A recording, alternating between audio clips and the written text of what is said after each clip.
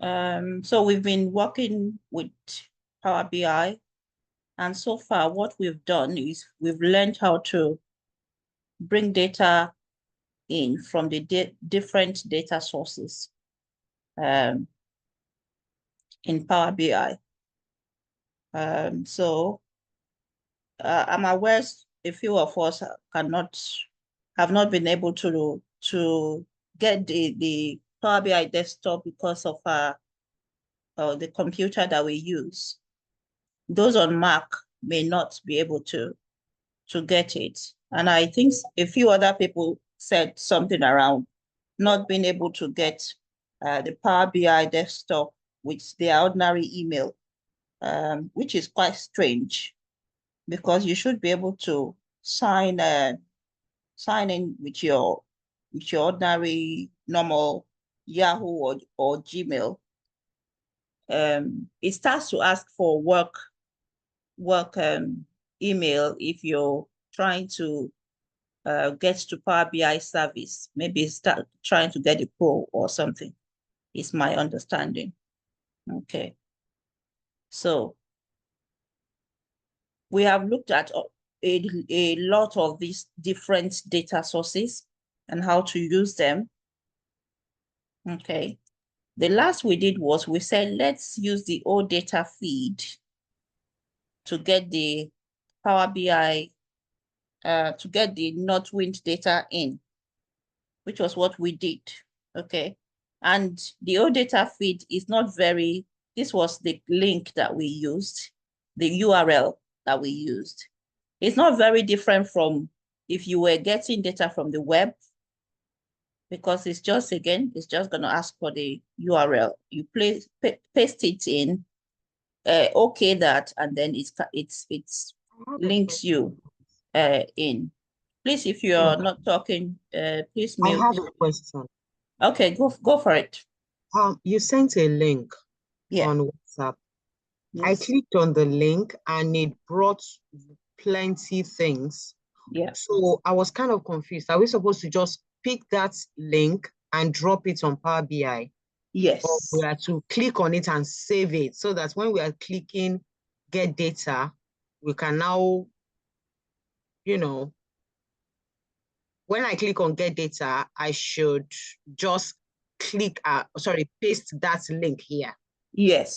As if I should save that link on my system and then, No, you don't okay. need to save it on your system Oh, because the way the data, if you get there, it's presented in a way that you may not understand what's I happening. couldn't understand. That was the problem. Yes. So just paste the link there, okay, and it will bring the data in a form that you would understand. And that was how we got to this point of, these were the tables we brought in. If I go into Power Query, and how do I get into Power Query? Either I click any of these, the three dots, and I go to edit query. That's, you want to edit the query. When you edit the query, it takes you to the Power Query. You could do that, or you could use the transform data button here. You can see it's got a pen drawing on it, which stands for editing. Okay, so we click on that and we say transform data, it still takes us straight into Power Query. Okay, so these tables, apart from the date table, of course, all of these tables are the tables we brought in from the old data. There were quite a lot of tables. We just brought in the ones that we needed.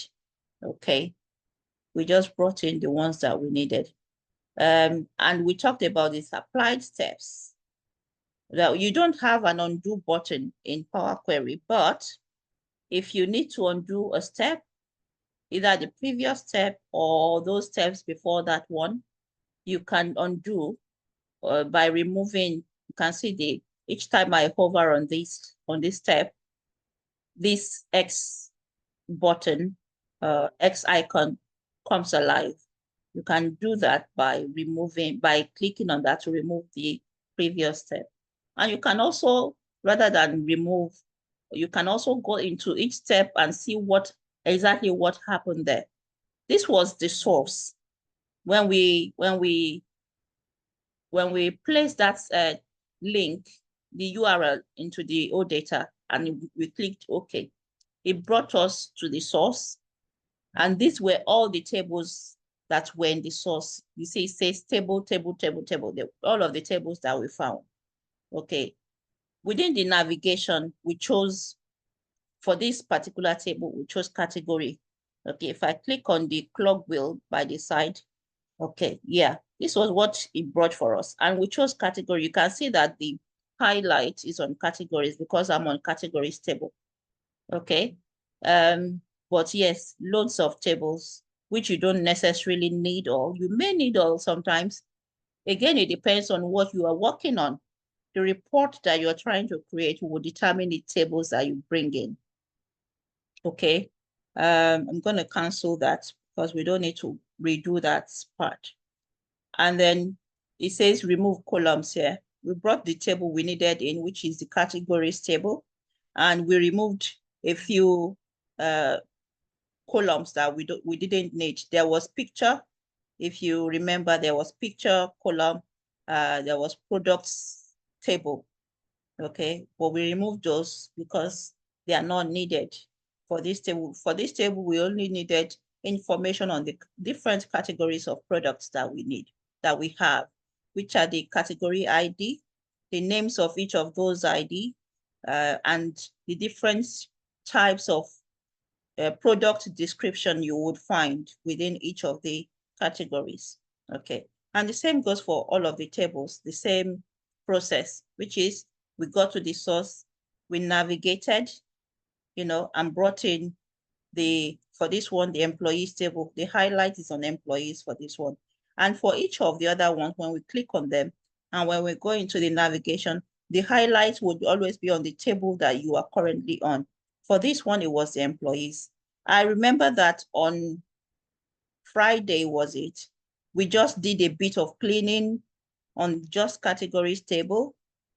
We looked at the data types to be sure that it's correct. We left category ID as whole number. And we talked about the different data types that we have here. If the category ID was decimal number, we would have chosen that. Fixed decimal number, which talks about currency, we would have chosen that. But we see it as whole number. That's why we chose whole number for it. Okay. There are other data types that we have.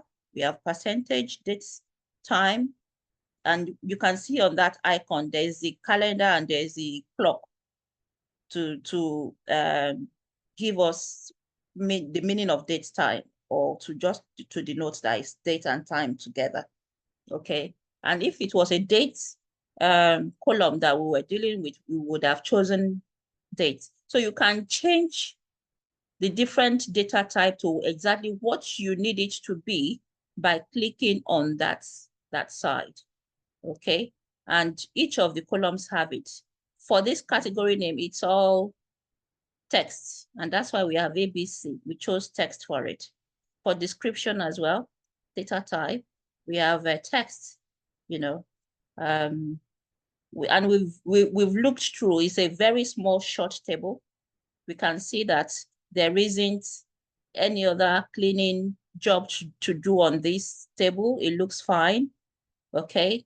Had it been we want everything to be in capital letters, we could easily do that. While I'm not going to tamper with what we have here, we can show that with another table. Okay, so this first table is fine. We'll leave it alone. And we go into employees table just to check. Again, we get to the employees table and we see an ID. So it's looking like it's become like a normal thing for each table to have an ID. And the categories ID within the categories table, the category ID within the categories table is called a primary key. I don't know if I think we did when we were looking through our slides. We talked about, or before you can form relationship between tables, you would need unique identifiers. and your IDs are what you use for that. So unique identifiers mean something that uniquely identifies a row when we talk in data terms. For example, category ID 1 for this row is standing for beverages. So anytime we have any product within this description, the ID they must carry is 1. Can you see that while we are in the categories table, there is no repetition? Each of these numbers is unique. It's not like we have one, another one, and then another 2, and then another 2. No, these numbers are not duplicated. And that's why they are unique. Okay, so primary keys are unique identifiers for that particular table. If you are asked, what is the primary key for this categories ID, categories table, you would say category ID, because it is uniquely identifying or uniquely tagging each of these rows.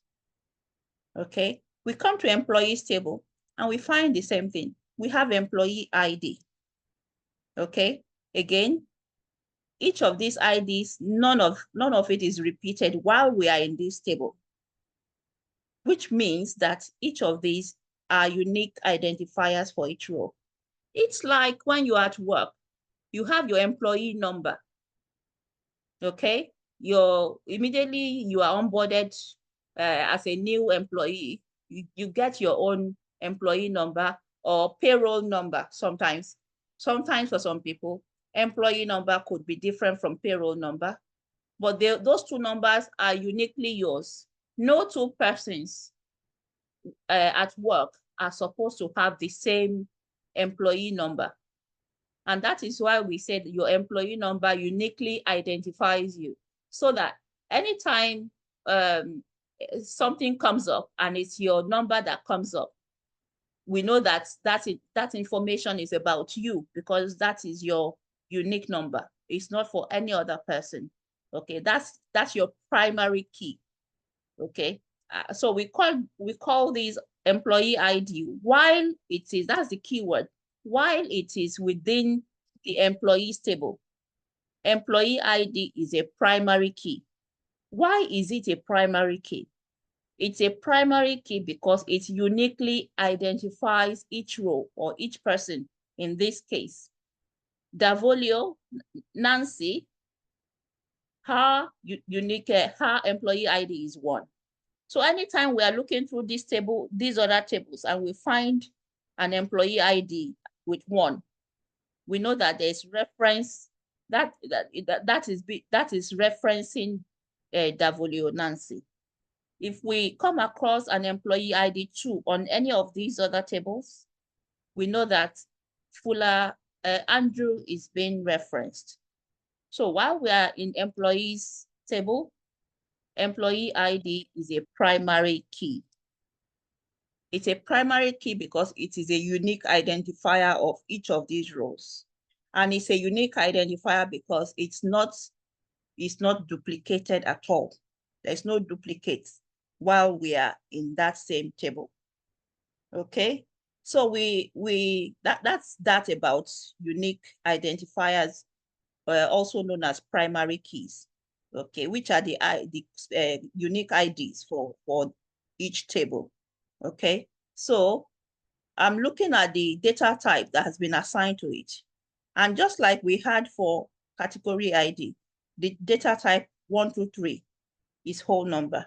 So we are returning the same whole number since it's also 1, 2, 3 here, for this. It's all right to have the data type for last name, since it's all text, as ABC, standing for text. The same for first name.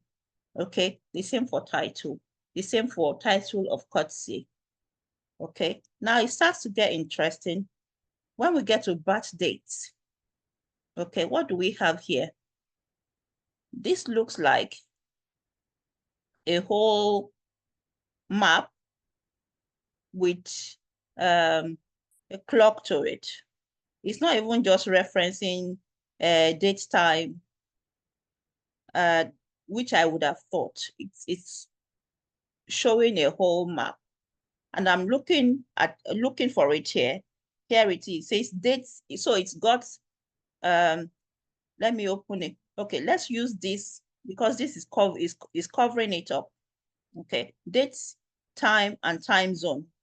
Okay, so we can see the date part, we can see the time part, and the last one, I believe, would be the time zone, that it is in.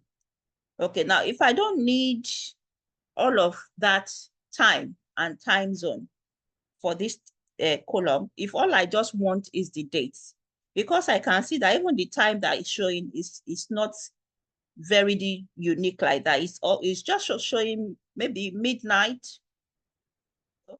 and all of these are just 00. So it's not really telling me, giving me any value for the report I'm creating. For that reason, I'm just going to change that to dates. Okay. And that is, again, the report I'm trying to create is what determines the kind of work I'm doing on this data. Okay. So the birth date becomes something I can easily read. You can see that is 8th of December 1948 for Nancy, the number 1 there for Miss Nancy. Okay, so I'll do the same for higher date. We know this stands for time, for date, time, and time zone. I don't want that complication, and I'm just going to put it. Had it been I went for date time, it will replace current. It will just give us the dates and also the time, but it's not relevant to what I'm doing. Just date is enough for me. Okay. And then we have the address. Okay. Now, if I look into what I've been asked to do on this report, and I don't need specific addresses of people, and I shouldn't need it because these are sensitive information. Okay. I think I'm free to remove, except of course I need to show it in my report. In this case, I'll assume I don't. Okay. I'll remove that particular column. Now, we may want to get analysis done on city level, maybe we want to look at how many employees we have by city. Okay, that's something we could go for. I'll leave the city alone. Okay, and then we have trouble within the region. Okay, data type is fine for the city, so that's fine. And the other columns we've been checking, we don't have any nulls. Thank God it's very short. Okay, so there isn't any data trouble so far until we get to region. And I'm seeing WA. What does WA stand for? Is it West, whatever? Okay, so this is where you start to ask questions. And then you start to ask questions around, why are these null? London is null. Only London is null. Okay, Seattle, Tacoma, Kirkland, and Redmond are all tagged as West. Is it West America? I don't know. Okay, so but you want to do your finding and you want to know what region should you put London as? These are questions, if you can't find them online, okay, questions you need to ask the business. Because again, you may want to do your employee analysis based on region. Okay. Now, postcode, we can treat postcode like we treated address and remove that. Okay. Country is fine. We may want to look at employees based on the country that they came from. Okay. Home phone, I will remove. There's quite a few home phone extension and photo. I'm going to press shift and pick all of those together, right click and remove. Okay, can you see that we are starting to shape our data or manipulate our data to what we need? If we look at these notes, is it notes that could be relevant See, education includes, okay, so further information about these employees. Okay, that looks like something that could be useful. Okay, so I'll leave it alone. Okay, now reports to, who do they report to? And we have a null there. Why is one null? And what does this 2, 5, and so on stand for? Again, these are questions because those are referencing the people that they are reporting to, maybe their managers, okay? And if we look at the roles here, number 2 is Fuller Andrew, is the vice president of sales. That's quite a high rank. It goes by the title of courtesy doctor, okay? And it would seem like a lot of people report to him here. Reports to, so yes, almost that's 1, 2, 3, 4, and 5. 5 people report directly to Andrew. And because Andrew is highest up, he's reporting to no one in particular here. That's why it's null. We may want to replace that with something meaningful, something that tells us that Andrew is actually not reporting to anybody. Okay, he's reporting to, maybe we can say he's reporting to himself actually. Okay, because he's got himself to be accountable to if there isn't anybody above him. And what we've seen is even vice president. Now that I'm thinking about it, there must be some president of sales, okay, that he should be reporting to. So we need that information so that we have a complete, maybe we say this person is reporting to number 1. That's an assumption. We don't have anything to tell us who number 1 is. I just made that assumption, but that's something to take note of. And these other people report to number 5. Now, who is number 5 on this list? Sales manager. So all the other sales representatives and the inside sales coordinator, possibly, they report to the sales manager. Again, that makes sense. Okay. But yeah, apart from the null that we have here, which we need to do something about, and we do something about by asking questions. Okay. That is all. That is that about this. Now the rest I'm going to delete them because again they are not relevant. These are more like tables and records within our table. It's going to complicate things. We saw that when we worked with categories and we removed products. Product was here as a whole table. We expanded it and we saw how long the list was. And we saw that we don't need product within here because we actually have a whole product table on its own. In the same way, we are going to remove photo path. This to do with pictures because it's not supported. Actually, these are links to some photos. Okay. I'm going to remove them because they are not relevant to what we are doing. But in some other reports, it could be relevant. They are not exactly pictures, they are paths, like links to pictures. Okay, so if you need to have links to their pictures within your report, where some people can click on and it takes them to where pictures are, that can be left alone. But here we have another employees table. This one says employees as well. Record. We have orders table. We already have an orders table. And that says territory. Okay, so I'm going to remove these. I just pressed 1 shift to get to the last one. I'm going to right click on here. On top here is where I'm right clicking, not on the body of the table. Okay, and I remove those columns that have been chosen. Like I said, I'll leave these alone. We'll see how it can be used within a report if it's relevant at all. Okay. The only answer we have not found is the region. Okay. So if it's not relevant to the report, we take it out. But if it's going to be relevant, then maybe not. Let's look at regions table here and see and look at what we have. Okay, we have regions ID. We have the description for region, Eastern, Western, Northern, Southern, and then we have a whole territories.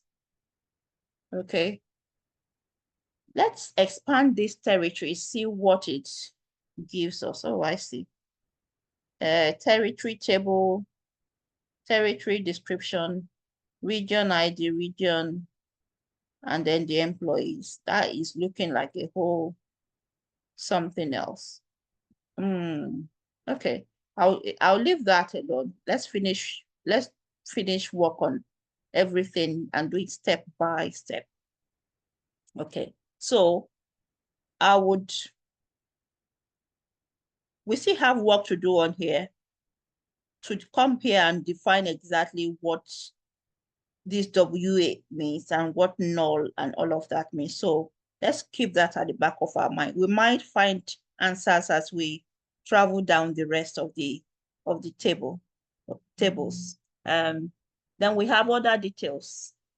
Okay. Other details should be giving us details about each order. Okay. Just gonna charge my phone. Just a second, people. Okay. I'm trying to charge the laptop so that we don't run out. Right. Am I still in? Yeah, I'm here. I'm still right here. Okay. So we have order ID. Remember this is order details.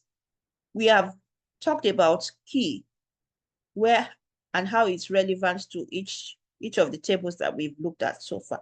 Let's look at what is happening with order details. Okay. Remember again, we said the keys within the primary key within a table should be unique. They shouldn't be repeated if they are each is representing uniquely a row. But I start to see something different with order details. Now, order details is giving us further details about a particular order. Okay, so let's say that there is order 10248.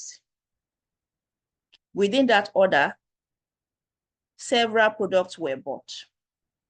Okay, so, and we can see the order ID in this case is not unique. Okay, it's not because it's repeated. We see 10248. If we pick just 10248 alone and try and, look into that order properly and see what it's trying to tell us. The table is quite large. Okay, so we have 3 rows. And these 3 rows is the same one order, 10248, order 10248, because when you generate an order, the ID is generated with it. But because it wasn't one product that was bought in that order, we have 3 products that were bought. These were the prices and the quantities that were bought, the discount that was had on it. And I'm sure we are going to remove these 2 at some point. Okay. But I just want us to see how the ID is panning out in this case. It's not like what we have seen before. And then I look at the second one, again, is repeated. So there's nothing unique, about this order ID. So what is happening? What we are having a case of, I'm trying to see if I've got the right description, the right term rather. Order details is giving us further details about order, but the actual orders itself, we have the order details table, we have the orders table. So we have 2 tables around orders now. Okay. If we look at the orders, if I look at the same 10248, which was what we looked at here, 10248. 10248 here. Let's see if it's repeated. So it's not repeated. I'm looking at 10249. It's not repeated. So we can see that we have uniqueness on the actual orders table. What information have we got on the actual orders table? Orders table is showing us the ID that was generated, which is now our primary key. Remember, we didn't talk about primary key here at all. We left it alone. So we came to the actual table that has the primary key unique, as it should actually be unique. Okay. So we see that there's customer ID, the customer that ordered, that's made this order is VNet. The employee, that's how you interpret your fact table now. The employee that's attended to this customer was employee ID 5. This was the date that the order was done. I'll change this to dates as usual. This is the date the order was required for. This was the date that it was shipped. Okay. This was the shipping shipper's name or ID. This should be called shipper ID actually. Okay. That did the shipping. This was how much they paid for the freight. The ship name, the ship name that's the ship name that shipped the order. The ship address, the city where the shipping was done. You can see the region. We see more about regions here now. The ship postal code, the country, and then we have a whole load of customer and all of these tables. I'm going to remove them again. Remember I said sometimes databases have a way of complicating things like this. And we are removing them because we have these tables out here already. Okay. Sometimes it may be that you don't have these tables out on their own and you need to get them from here actually. Okay. So you wouldn't be just removing them anyhow if that's the case. You have to create them out and let them stand like we have here. But in our own case, we were able to get it. So we are going to remove those. I'll remove them so that we don't have too much complication. Ship country should be relevant, but the actual addresses can come off actually. I'll leave the ship region, I will leave the ship city, but the address I would remove. Again, we are not just removing, we are removing because it's not relevant to our report or because it's too much of a sensitive data.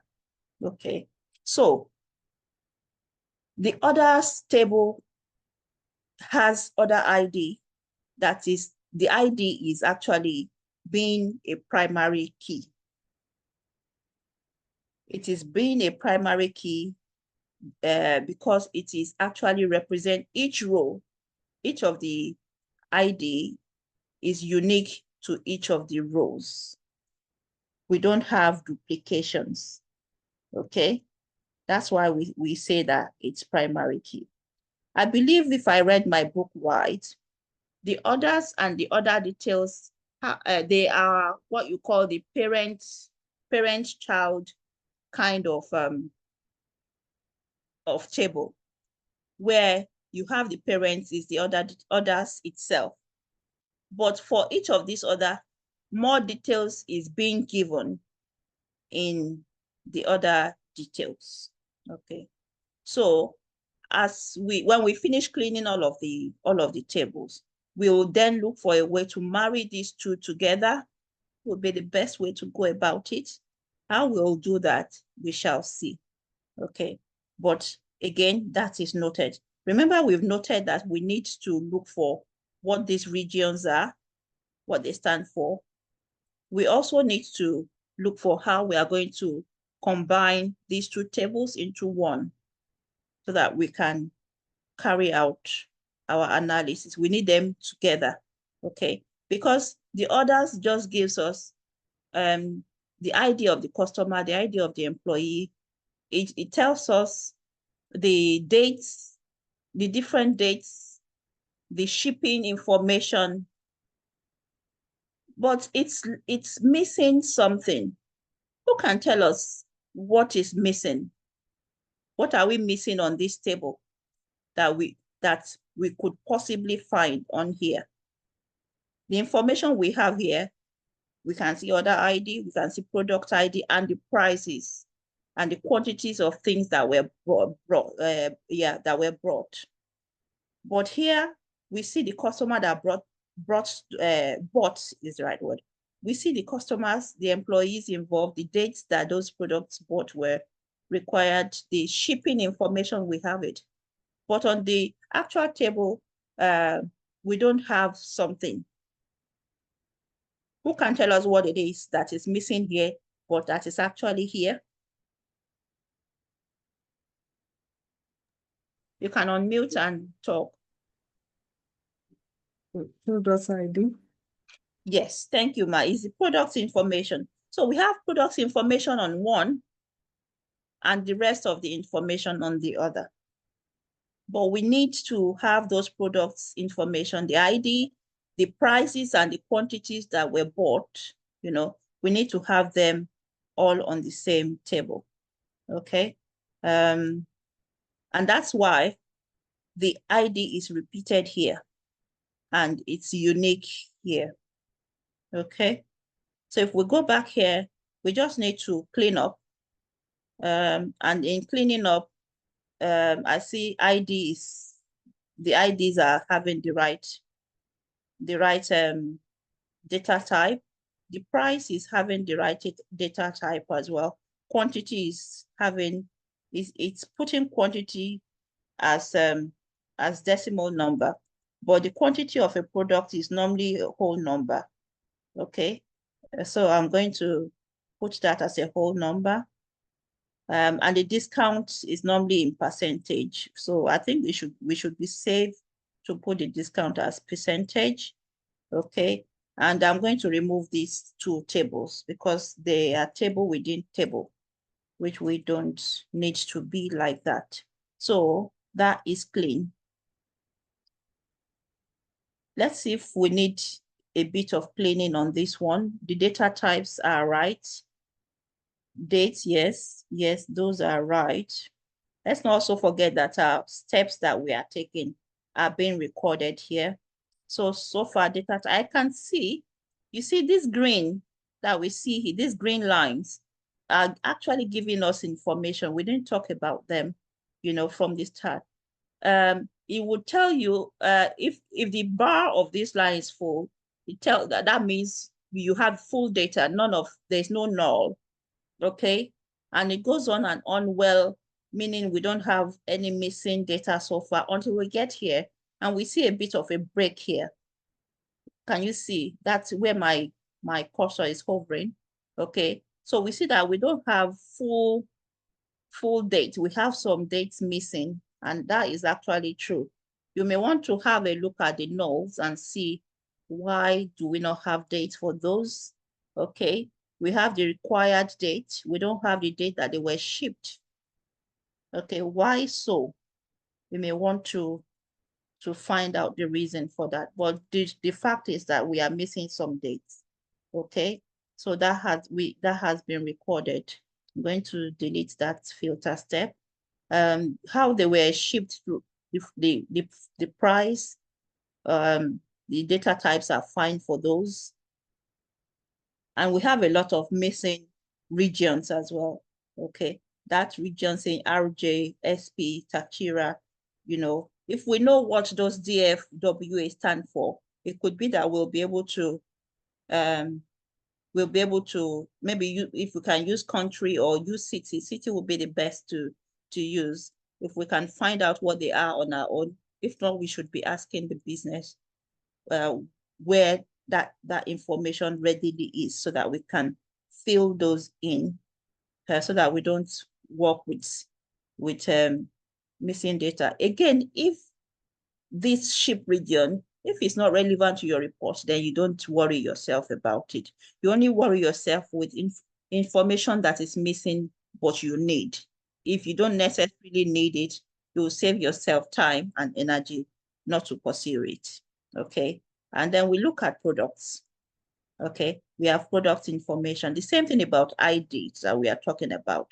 there must be no repetition of this because this is your unique identifier, your primary key for products table. Okay, now let me quickly bring our attention to something. You know, I've been talking about primary key being unique to the table. But when we look at orders table, we see the order ID, which is the primary key for this orders table because it's unique to it. Okay, but then we see customer ID, we see employee ID. We have spoken about employee ID being a primary key here. But immediately you start seeing that same employee ID on another table, it's not unique anymore. It's not necessarily unique anymore, okay? And that's because on the orders table, orders have been generated. The same employee may attend to more than one customer, okay? So when you see an ID like that, it becomes a foreign key. When it was on employees table, I need us to get this before we close today. When employees ID, when we are on employees table, is a primary key. And it's a primary key there because on this table, it is uniquely identifying each employee. So it's not repeated, it's unique. But immediately you get to orders table, you find it there, it becomes a foreign key. So we have primary key and we have foreign key. Now, foreign keys are repeated, you know, most of the time you could have just one. It could be that an employee appears here just once, it doesn't matter. But the tendency to appear more than once is there. Let's look at employee number 5, for example. Is the sales manager and is appearing on the employee table just once.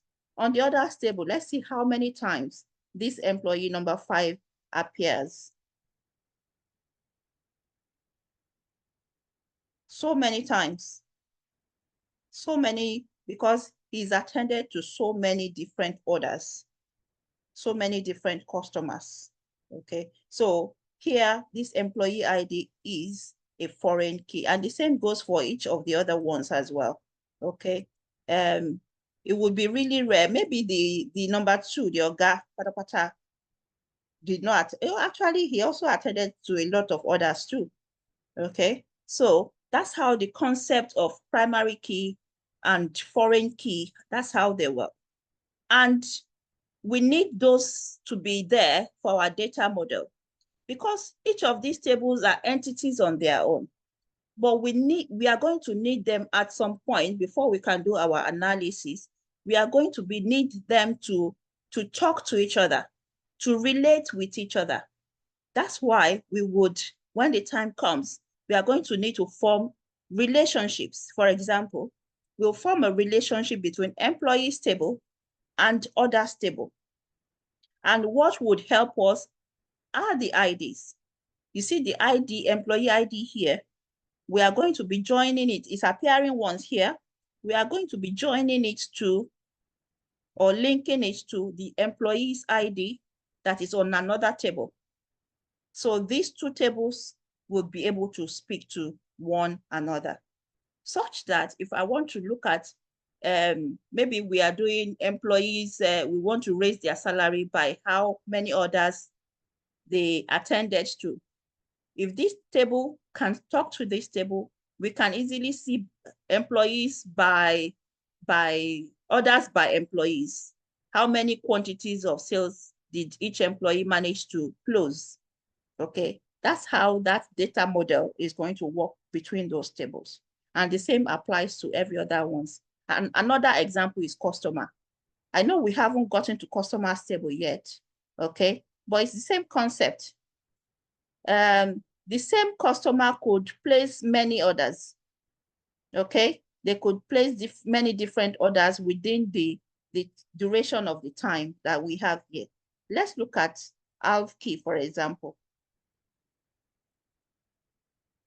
Alfkey has placed different orders on different dates. Can you see the different order dates? Okay, they placed this order, 6 orders, you know, within within 97 to 98.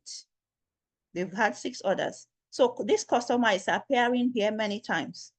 Okay. And the same goes for maybe one more example before I show you. This ANATR has placed 4 orders within the space of those 2 years. Okay. So customer ID within this table is also a foreign key because it's not unique, you know. But when you come to customer's table, ALF key must appear once. ANATR must appear once.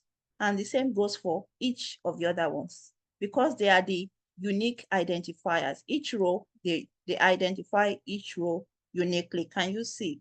You see? The same goes for this other one and every other one here. If I was to click, you know, all through like that. If you are having, if within customer's table, my customer ID is duplicated, then I need to sort that problem. That's a problem I need to sort. Customer ID, when it is on customer's table, is a primary key, is a unique identifier. The same customer must not be appearing on our table, on this particular table, more than once. If they are there more than once, we need to clean it or look through that data well and find out why the same key is appearing twice. Could it be that we've made a mistake and given 2 customers the same ID? What has happened? You see, you start to dig deep down and see exactly what the problem is. So again, that's how we are able to, this customer ID, which is unique here, is primary key here. On this table, is no longer primary key. It becomes a foreigner here, a foreign key. And that's how these 2 tables, orders table and customers table, can also relate to relate with each other and help our analysis. It's an example of me being, when I'm in Nigeria, as a Nigerian, I'm primary to Nigeria. But when I step outside of the shores of Nigeria, I become a foreigner. I become a foreign key. That's exactly the same concept that we are using, you know, to understand. That's how, yeah, that's the best way I can explain for us to actually understand that. And we can see the act of cleaning your data. We can see the different data troubles that we've seen so far. It could be worse, okay? This database is not doing too badly at the moment. Okay, we have seen tables within tables. We see more happening here with products. Okay, we don't need category here anymore. We don't need other details because we have it. We don't need supplier here because we have suppliers. Okay, so I'm going to get rid of those. And we'll finish in a second. Okay. So we are left with finding out what those regions would be for region on this. Those are to do. Finding out how we are going to combine these 2 to form one unique table where products information that's here can come onto here as well. Okay. And help us with what we are trying to achieve. We have looked at products table. We haven't. Okay. So tomorrow we'll start from there. We'll look at products table in detail, see if there is any cleaning work that needs to be done on it. I think I've started already. We'll look at data types. We will also explain the concept of primary key and foreign key, how we can relate those, you know, together. Hopefully we'll be able to finish all the cleaning up and move on to further work that could be needed to do, that we could need to do. Again, according to the report, I know I said we'll form a business requirement, but we could form it as we walk along actually. Okay. Do we have any questions as per what we've spoken about today? Anything my question is on which you said, I think you tried to answer it just now, which is what is the question we're trying to answer with this data? Yes, good question. What is the requirement? Yes, I'll drop that on the link. It would just be, you know, it would, let me share again. It would be questions around what was our total sales. I'm trying to share. Am I sharing? Can you see anything? Why can't I share? We're still seeing the Power BI. You are still on the same screen. What can you see now? The Product ID, product okay, name. okay, yes. Okay. So when you have sales data, because it's sales data, when you have sales data like this, you want to look at what are your total sales, total profits that was made if we have enough information. Okay. Then you want to analyze by products, which products brought the best sales and why, from which region, which country, which customer was our best customer, which products did they buy more of, okay? Which of our employees did the most sales for us in the years that we have within this data, okay? Which of our suppliers supplied the products that gave us the best sales, you know? So you want to look at your performance in terms of the sales of your products and the profits that were made across regions, across products, across customers, you know, across employee as well. And that is just to inform future future decisions that you will be making around, okay, should we invest more in these products because they are really buying a lot of it, or should we improve it further? Which products did we not even do well in and why? You know, those are the business questions you are trying to answer with a kind of data like this when you analyze it. And those are what we'll try and put across. Maybe I'll drop on the chat for us, so that if you are practicing on it, you can have something that's gonna help you as well. Does that answer your question?